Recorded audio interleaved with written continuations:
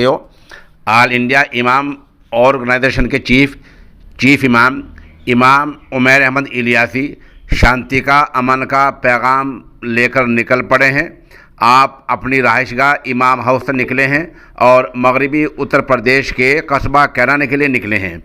इमाम उमैर साहब इलियासी के दफ्तर से जो सोशल इंडिया न्यूज़ को जो इत्तलात मिल रही हैं वो ये हैं कि लगभग 9 बजे इमाम साहब शांति के संदेश के साथ इमाम हाउस से निकले हैं और वो हरियाणा पानीपत होते हुए यहाँ कैराना पहुँचेंगे, जहाँ सोशल इंडिया न्यूज़ के दफ्तर में उलमा किराम का वफ़द उनका इस्तकबाल करेगा।